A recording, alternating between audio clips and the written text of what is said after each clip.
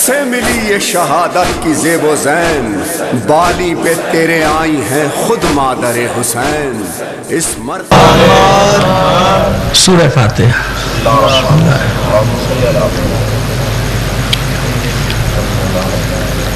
استقیم صراط الذین انعمت علیہم صلی اللہ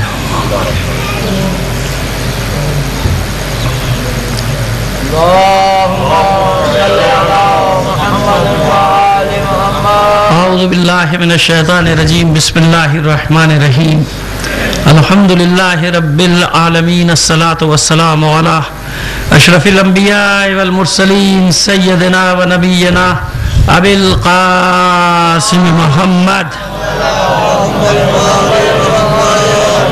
وآلہ الطیبین الطاہرین المعصومین، ولعنۃ اللہ علی اعدائہم اجمعین من الآن الی قیام یوم الدین، اما بعد فقد قال اللہ تعالی فی کتابہ المبین وہو اصدق القائلین وقولہ الحق۔ بسم اللہ الرحمن الرحیم، اللہ نور السماوات والارض، مثل نورہ کمشکاۃ فیہا مصباح، المصباح فی زجاجۃ، الزجاجۃ کأنہا کوکب دری یوقد من شجرۃ مبارکۃ زیتونۃ لا شرقیۃ ولا غربیہ۔ صلوات بھیجیے محمد والے محمد پر۔ آپ سے درخواست کریں گے، ہمارے حصے کی مجالس کی آج پہلی مجلس ہے، اپنے تمام مرحومین کے لیے، صاحب خانہ کے مرحومین کے لیے، خاص طور پر شہدائے ملت جعفریہ کی ایصال ثواب کے لیے ایک سورہ فاتحہ پڑھ کر بخش دیجیے گا۔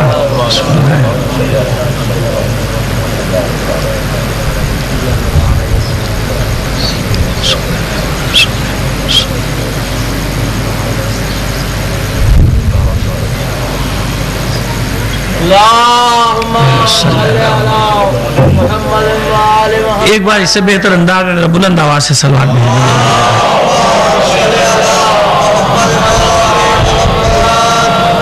عزیزان محترم، پہلے تو ایک چھوٹا سا میسیج ہے آپ کے لیے، اور جس مومن کو پہنچا سکتے ہیں پہنچا دیجیے گا، ایک فریضہ سمجھ کے۔ جہاں آپ آلتو فالتو صبح سے شام تک بچے میسیج کیا کرتے ہیں دوسرے کو اور سب کو ٹینشن دیا کرتے ہیں، تو کام کا میسیج بھی چلا دیں گے تو سارا ثواب ہو جائے گا۔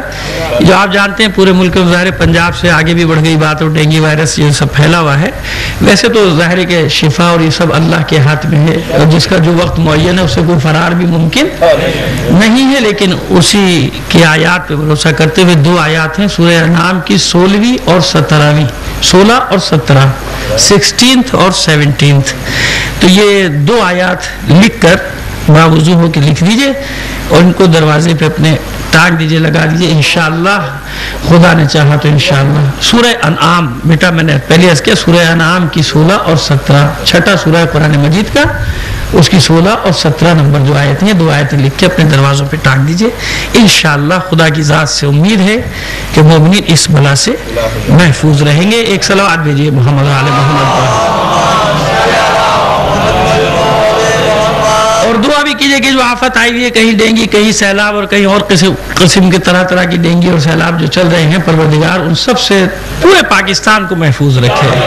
ظاہر ہے کہ مومنین کا مسئلہ نہیں، بلکہ سندھ میں جو حال میں دیکھ کر آ رہا ہوں، کل وہ 1 کروڑ آدمی، بالکل ان لوگوں کا جو بہت زیادہ شور مچا رہے ہیں دنیا میں، پاکستان کا، انہی کے علاقوں کا جو حال ہے وہ آپ تصور نہیں کر سکتے، ٹی وی وہ پیش نہیں کر سکتا مناظر جو میں آنکھوں سے دیکھ کر آ رہا ہوں، کچھ بھی نہیں ہے وہاں۔ اور ان کے آدمی بھی، افراد جو الیکشن جیت کے بھاگے ہوئے، وہ بھی بھاگ گئے کہیں اور، وہ وہاں نہیں بیٹھے ہوئے، وہاں وہی بیچارے باہر سے لوگ آ کے ان کی مدد کر رہے ہیں، اور وہ رونا رو رہے ہیں، بچے ان کے بیماریوں سے مرتے چلے جا رہے ہیں۔ وہ تعداد تو آپ کے پاس آ ہی نہیں رہی نا، دور افتادہ علاقوں کی، تو ٹی وی پہ جو آ گیا 10 مر گئے، 20 مر گئے، ہم پتہ نہیں کتنے انہوں نے دفنا دیے، کتنے بہ گئے، کچھ نہیں پتا۔ یہ میں وہ منظر کشی کر بھی نہیں سکتا جو میں آفت دیکھ کے آ رہا ہوں، اتنا بے حس بھی نہیں ہوں کہ ایک اتنی بڑی بات دیکھ کر آؤں اور اس کا اثر مجھ پہ نہ ہو اور میں لوگوں کے سامنے ذکر نہ کروں۔ اس لیے ذکر کرتا ہوں کہ جب نمازوں میں اپنے لیے دعا کیجئے، مجلسوں میں اپنے لیے دعا کیجئے، تو ان مصیبت زدوں کے لیے ضرور دعا کیجئے۔ دیکھیے مصیبت زدہ ہوتا ہے، چاہے وہ شیعہ ہو، سنی ہو، ہندو ہو، عیسائی ہو، کوئی ہو۔ وہ جو غریب آدمی ہوتا ہے نا، وہ جو مزدور ہوتا ہے، وہ جو مصیبت زدہ ہوتا ہے، ایک تو پوری شیعہ قوم کو یہ سمجھ لینا چاہیے کہ دنیا میں اگر کسی مذہب نے سب سے زیادہ انسانیت کا درس دیا ہے مذہبوں سے بالا تر ہو کے، تو وہ اہل بیت کا مذہب ہے۔ اب کوئی اور کچھ سمجھتا ہے تو سمجھتا رہے، مجھے نہیں پتا، کسی نے اپنے مذہب بنا لیے ہیں الگ الگ تو وہ الگ بات ہے، لیکن مذہب اہل بیت جو ہے وہ دنیا میں سب سے زیادہ انسانیت کا درس دیتا ہے۔ یہ وہ دین ہے، یہ وہ مذہب ہے کہ جس کا والی ہم کہتے ہیں نا، مولا کہتے ہیں اپنا، وہ ظاہر ہے دین کا بھی وہی یعنی مولا ہے، ہمارا بھی وہی مولا ہے۔ وہ صرف اتنی سی بات پر کہ ایک یہودی ہمسفر بن گیا، اپنی منزل آنے کے باوجود دور تک اس یہودی کے ساتھ چلا گیا، تو اچانک جب اس نے حیران ہو کر پوچھا کہ آپ کا راستہ تو کوفے کا وہاں تھا، آپ یہاں کیوں؟ کہا کہ نہیں، یہ مناسب نہیں ہے، اخلاقیات کے خلاف ہے کہ جب تو میرا ہمسفر بنا ہے تو اخلاقیات کا تقاضا یہ تھا کہ میں کچھ دور تک تیرے راستے پر تیرے ساتھ جاؤں۔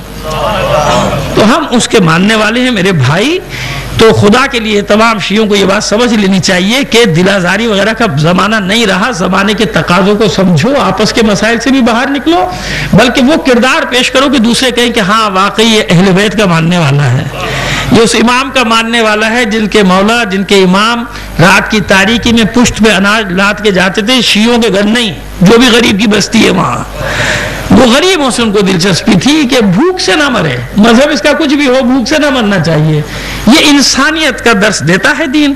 اگر کوئی سمجھتا ہے اس بات کو تو سمجھدار ہے، نہیں سمجھتا تو خود اس سے مولا خود ہی پوچھ لیں گے۔ ایک صلوات بھیج دیجئے محمد علی محمد پر۔ اچھا جناب، اب ہم آتے ہیں اپنے موضوع کی طرف جو ہم نے عنوان قرار دیا ہے، نور خدا کیا ہے۔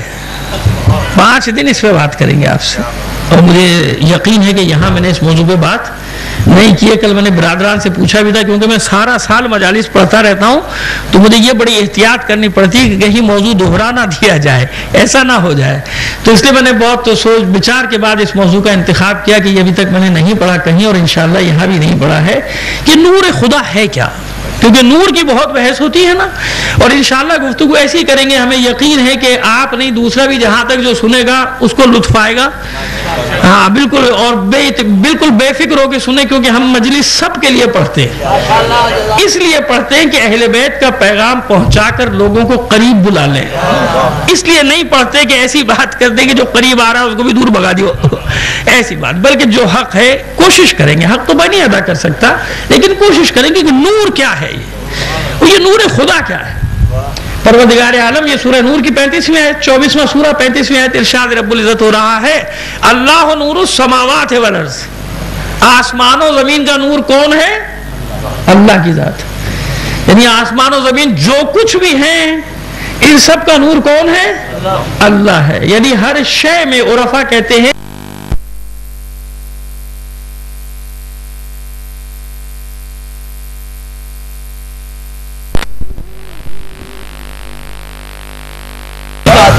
ہر شے میں، اللہ نور السماوات والارض، آسمان و زمینوں کا نور کون ہے؟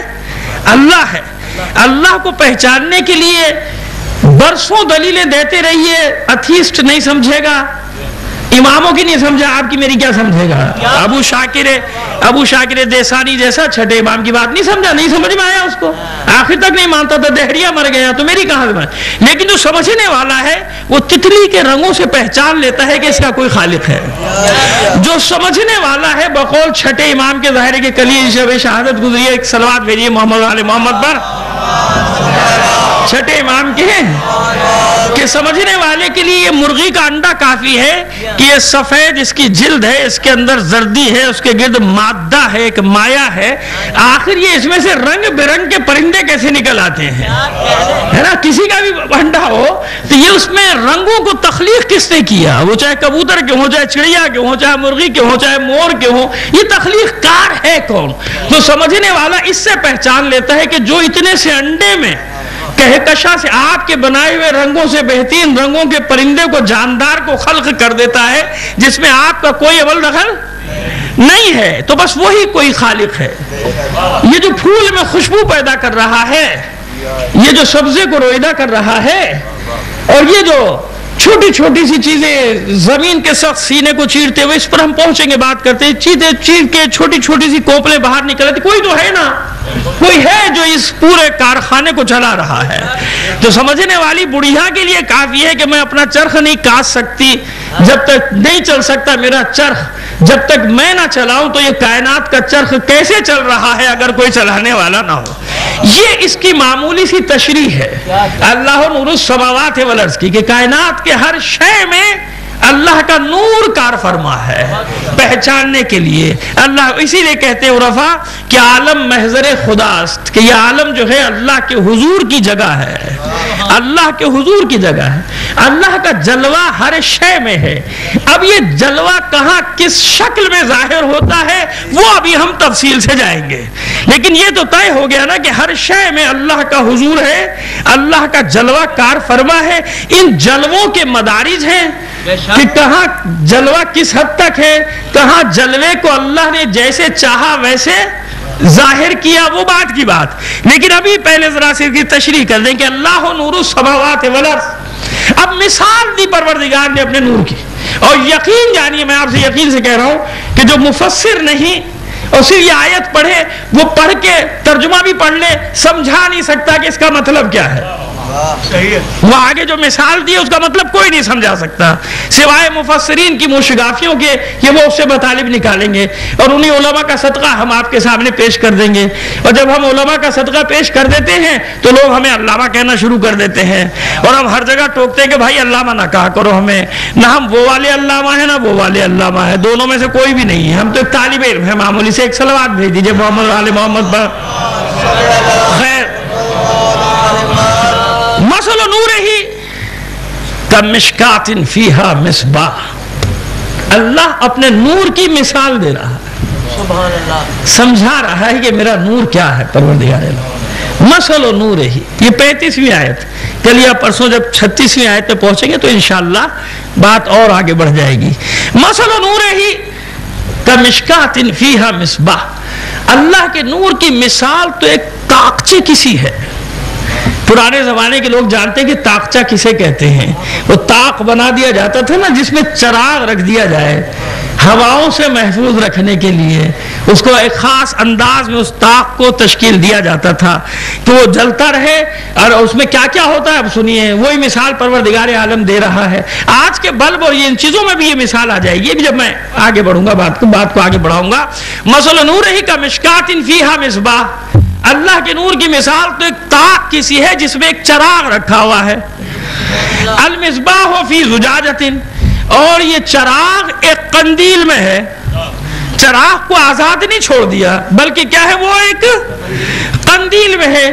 کیونکہ چراغ کے اوپر قندیل نہ رکھی جائے تو ہوا کے تھپیڑے کیا کریں گے، اسے ادھر سے ادھر کر دیں گے. روشنی بجھ بھی سکتی ہے، پھیل بھی سکتی ہے، کہیں زیادہ کہیں کم، مگر نہیں، یہ چراغ ایسا ہے کہ جو ایک قندیل میں ہے. مثل نورہ کمشکات فیہا مصباح المصباح فی زجاجۃ الزجاجۃ کأنہا کوکب دری. سبحان اللہ. یہ جو شیشے کی قندیل ہے یہ ایک چمکدار ستارے کی مانند ہے، روشن ستارے کی مانند ہے. اس طرح سے قندیل. یہ قندیل میں کیوں ہے چراغ؟ جب قندیل میں ہوتا ہے تو برابر سے روشنی کو تقسیم کرے گا. یعنی ایسا چراغ ہے کہ برابر سے اپنا نور برابر سے دے رہا ہے، سب کو برابر سے اپنا نور تقسیم کر رہا ہے. الزجاجۃ کأنہا کوکب دری یوقد من شجرۃ مبارکۃ زیتونۃ. اور یہ چراغ ایسے روشن نہیں کیا جاتا بلکہ زیتون کے مبارک تیل سے اس کو روشن کیا جاتا ہے. اس کو یوقد یعنی روشن کیا گیا ہے اسے زیتون کے مبارک تیل سے، جس کی مثال لا شرقیۃ ولا غربیہ، نہ مشرق میں اس کی مثال ہے نہ مغرب میں اس کی مثال ہے. یکاد زیتھا یضیء ولو لم تمسسہ نار. اور قریب ہے کہ آگ اس کے قریب بھی نہ جائے، یہ اپنی روشنی سے خود ہی روشن ہو جائے. یعنی جو اس کا اپنا نور ہے وہ ایسا ہے کہ وہ خود ہی اتنا تیز ہے کہ تیل کو آگ کو چھوئے بغیر یہ تیل روشن ہو جائے گا، یہ چراغ روشن ہو جائے گا. اور یہ تو نور علی نور والی بات ہے، یہ تو نور بالائے نور. مگر ایسا نہیں ہے، ہر ایک کی سمجھ میں نہیں آئے گی. وہ جو میں نے پہلے